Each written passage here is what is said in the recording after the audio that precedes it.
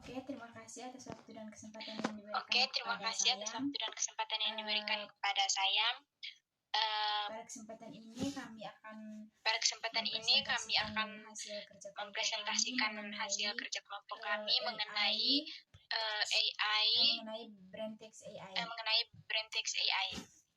Pertama, perkenalkan nama lengkap saya Rosalina Buam dengan NIM 240830155. Perkenalkan, nama saya Katerina Angelina Vua dengan NIM 24083000158. Perkenalkan, nama saya Katarina Seriani Mua dengan NIM 240830152. Perkenalkan, nama saya Mariana Parlin, NIM 24083000154. Oke, jadi apa itu Braintex AI?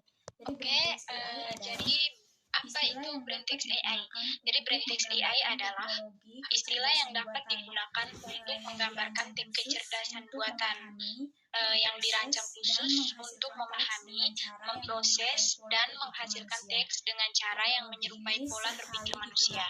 Teknologi ini seringkali digunakan untuk analisis data, komunikasi berbasis teks, dan aplikasi lain yang membutuhkan pemrosesan bahasa alami. Jadi yang kedua itu ada karakteristik utama Braintex AI. Pemrosesan bahasa Yang pertama alami. ada pemrosesan bahasa alami. Jadi satu, memahami teks, konteks, dan niat di balik pesan yang dikirim oleh manusia. Dua, menggunakan teknik seperti dekonisasi, parsing, analisis semantik, dan sintaksis. Yang kedua ada pembelajaran mesin. Itu dilatih menggunakan data dalam jumlah besar untuk mengenali pola dan menghasilkan respon yang relevan. Berikutnya, menggunakan model berbasis deep learning seperti Transformer, contohnya GPT. Yang ketiga ada kemampuan generatif. Yang pertama ada menghasilkan teks secara otomatis berdasarkan input tertentu. Yang kedua ada mampu membuat teks yang koheren, relevan, dan kontekstual untuk berbagai tujuan seperti menjawab pertanyaan, membuat artikel, atau meringkas dokumen. Dan yang keempat ada pemahaman konteks. Itu yang pertama ada mampu mempertahankan konteks dalam percakapan atau dokumen panjang. Yang kedua dapat mengenali hubungan antara ide-ide yang berbeda dalam teks. Terus yang kelima ada adaptabilitas. Yang pertama ada bisa disesuaikan untuk berbagai aplikasi seperti chatbot, asisten virtual, sistem rekomendasi, dan analitik teks. Yang kedua itu mampu memahami bahasa formal maupun informal, termasuk variasi budaya dan lokal. Yang ketiga, kegunaan Braintex AI. Pembuatan konten membantu dalam menulis artikel, postingan blog, iklan, deskripsi produk, atau bahkan cerita. Asisten virtual digunakan dalam chatbot atau asisten suara untuk membantu pengguna dengan informasi atau tugas tertentu. Yang ketiga, analisis teks. Braintex AI ini dia menganalisis sentimen, emosi, atau tren dari data berbasis teks. Yang keempat, menerjemahkan bahasa. Menerjemahkan teks dari satu bahasa ke bahasa lain dengan akurasi yang terus meningkat. Yang kelima, automasi proses bisnis digunakan untuk menulis laporan, meringkas dokumen, atau memberi wawasan dari data teks yang kompleks. Contoh-contoh dari teknologi Braintex AI itu yang pertama ada GPT, Generative Pre-trained Transformer. Model seperti ChatGPT yang digunakan untuk percakapan dalam pembuatan konten. Yang kedua ada BERT. BERT ini digunakan untuk memahami konteks kata dalam kalimat. Yang ketiga ada T5. T5 itu text to text transformer.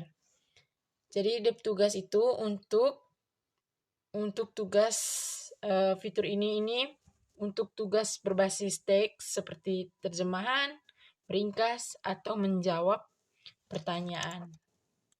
Berikutnya, kelemahan BrainText AI.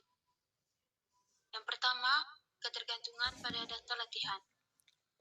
Kualitas hasil bergantung pada data yang digunakan untuk melatih model.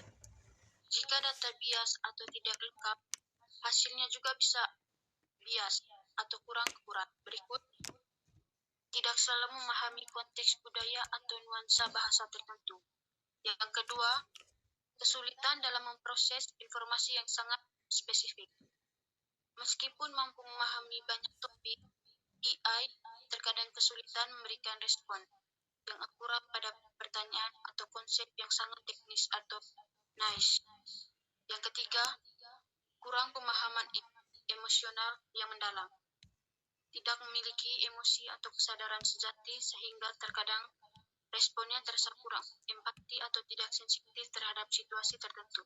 Berikutnya, sulit menangkap makna implisit atau humor yang sangat kompleks. Yang keempat, risiko misleading atau halusinasi. BrainText AI terkadang menghasilkan informasi yang terdengar masuk akal tetapi sebenarnya tidak akurat atau dikenal sebagai halusinasi. Yang kelima, keterbatasan etika dan privasi, yaitu terdiri dari dua bagian. Yang pertama, potensi penyalahgunaan untuk menghasilkan konten yang berbahaya seperti hoax, disinformasi atau spam. Yang kedua, risiko pelanggaran privasi jika digunakan tanpa kontrol yang memadai. Yang keenam, ketergantungan energi dan biaya infrastruktur,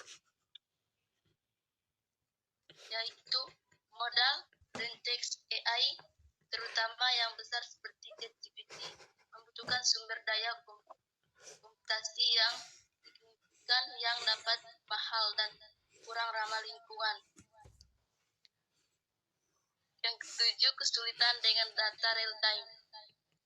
BrainText AI seringkali tidak memiliki akses langsung ke informasi terbaru kecuali dirancang untuk terhubung dengan internet atau database real time. Yang kedelapan, kurangnya akurasi dalam pengambilan keputusan kompleks. Tidak dapat menggantikan pengambilan keputusan manusia dan situasi yang memerlukan pertimbangan moral, nilai atau konteks sosial yang sangat kompleks. Itu saja. Sekian dari kelompok kami. Terima kasih. Sekian dan terima kasih. See you.